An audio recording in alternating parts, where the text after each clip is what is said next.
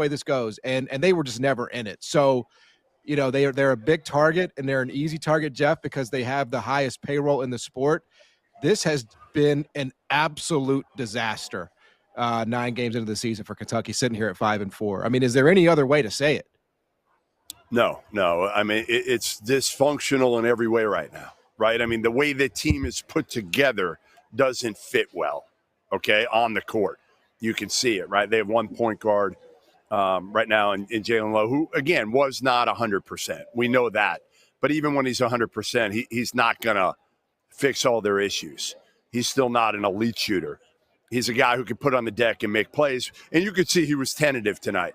But this is a team, again, they got a lot of guys when you look at them and you're just like, why? Why did they, Denzel Aberdeen? Like, why? Why are you paying Otega Owe? I had somebody, I'm walking out of the tunnel at halftime, and an NBA guy said to me, like, his body language is atrocious. And it just doesn't look like he cares. So I think pride is a big part of this right now.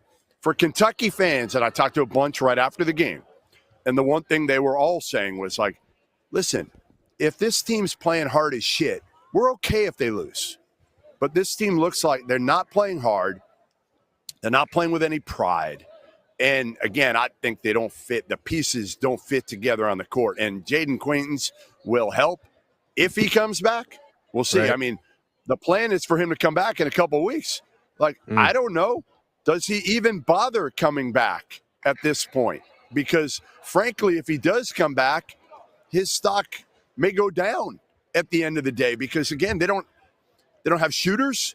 They don't have a point guard right now who makes people better and makes it easier for the bigs. They're not guarding. I mean, they were a joke. As bad as they were offensively, guys, they were equally as pathetic on the defensive end tonight. And their effort wasn't there for the most part. I mean, some of the guys played hard in spurts. I thought Colin Chandler still played hard in spurts. But most of them, again, there was no, intensity. There was no MF-er of, honestly, Tyler, if that were you, what would you have done? You would have clotheslined somebody coming down the lane. You would have clotheslined somebody, and you would have gotten thrown out of the game.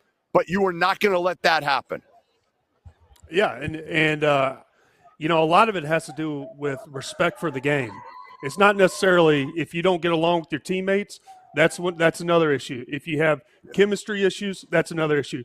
But if you go out there and you just lay an egg and you don't have good effort, you don't have good body language, and you don't even support the team or have great spirit, that's disrespectful to the game. And in the long run, that comes back to haunt you. I don't care at what level of basketball. And also, you've got to be a little bit more competitive, and you've got to play for a little bit of pride. I don't care how much you're down by. You got to continue to play with effort and play the game the right way. There's a lot to unpack here. First and foremost, before I really get into what drove me nuts watching this game today was the first and foremost, Malachi Moreno's a freshman, and he's matched up against Graham Ike. I don't care how good a freshman it is. I don't care. It could be Cam Boozer. That's a load. That's just not going to work out well. And then you bring a guy named Brandon Garrison off the bench who's never really been a guy. He's been an energy player, but he's having to play more than probably what you're comfortable with. I don't know where Jelovich has gone. I think he shot 4 air balls. I hate to keep coming back to it, but the roster is just not good together. It's just a weird roster that's not good together. And Jalen Lowe was thrown into the Wolves against a Gonzaga team that plays super fast and super physical. That's one thing. Even if you aren't very good. Next break. We got to do a break. A lot of Kentucky, you look at Kentucky fans, they were ready to get rid of Calipari because he was too simple. It's almost been an overcorrection because as simple as Cal was, that's as complicated as Pope is making this. What happened to get back into some of the easy things, the simple fundamental parts of this game? Play off 2 feet when you're in offense. Jalen Lowe came in, tried to he got into the paint because that's what they needed, and then he turns around, just flings it out of bounds 4 feet behind where the guy was replacing. Just play off 2 feet. That part's simple. That's a fundamental piece of this whole thing. How about on defense, whenever you're trying to match up against an opposing 5-man, and then you end up switching, Colin Chandler ends up on Graham Ike. Why isn't Jelovich bumping him out? Why isn't he scrambling him out? That's just insane to me. How does this not happen? This is sophomore year of high school stuff. I need my big guy guarding their big guy. Where's our recognition? Why isn't it happening? This is a problem because if you're going to be out there, how are you not engaged in the least mentally? There was another time wherever there was a curl action for Smith. There's no help and hedge for Marino because he just doesn't know where to be. This is not what Kentucky basketball has become known as. Even with Calipari, at least the effort was there. He kept it simple. They switched a lot. That's fine, but the effort was there. Sometimes when they weren't super talented, the effort was there. Now you're overcomplicating things, and I'm tired of hearing about, like, he talks about eccentric loads and workloads and work output and all this stuff that requires 3 degrees to listen to. How about you just play off 2 feet, communicate and switch, and then make sure when somebody curls, you have post help? Like, what are we doing? Get back to the simple parts of this game as opposed to subbing 3 guys in every substitution. It was a very frustrating game to watch. That's kind of where I was at the entire game because these are very simple things. Very simple things. Jeff, obviously, if this was a school that was a normal one, I wouldn't even ask.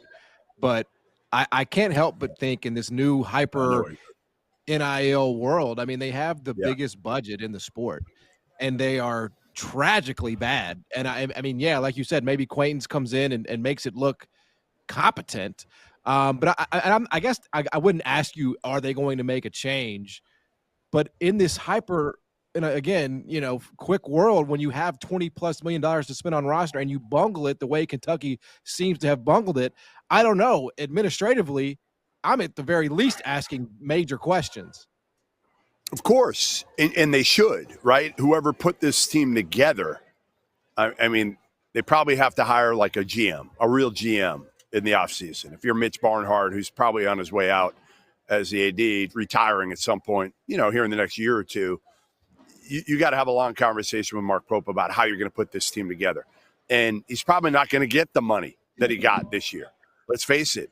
I can't give him money like that again. You kidding me? No way. No. And that's part of the problem, maybe. I mean, again, that might be part of the issue is that, again, I'm looking at Otego away after the game, and he doesn't have a huge smile, but he doesn't look pissed off.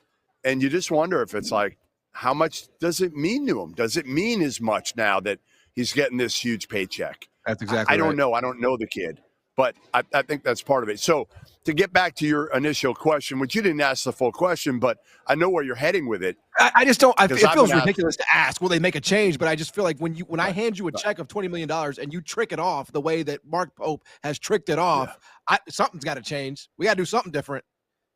Yeah, the only thing I'll say to that is year one, he did better than expected, right? Let's be honest. He did better than expected year one. So he got some equity there. Now, he's lost all that equity already. All that equity's gone out the window right now. So what can he do with this group this year? Can he get him to the tournament? Because now you've got low expectations. Remember Arkansas last year had something similar with Cal, and it was really low expectations. And then what did they do? They went on a run at the end, and everybody's like, oh, my God, what a great season they had. Well, they actually had a really shitty first half, but the expectations were so low that it looked like they had this really good season. Can Kentucky – now, again, if they get to the Sweet 16 – Arkansas had a good year they went to the Sweet 16 and almost got to the Elite Eight, right? I mean, that's what I'm saying. You're exactly what I'm talking about. You're exactly what I'm talking about. They did not have a good year. They just caught fire at the end of the year and had a good last quarter of the season and the postseason. But they did not have a good year. They, again, had it when it mattered most, they won. I'll give them credit for that. Can Kentucky do something similar? I don't see it. That's the problem. I don't see this team all of a sudden flipping the switch. Even with getting Jaden Quaintance back, I don't think they're going to be able to. So is Mark Pope on the hot seat? I had a bunch of fans ask me that right after the game. Is he in the hot seat? Is his seat getting warm? I will say this. if this season ends up being a complete shit show, he will go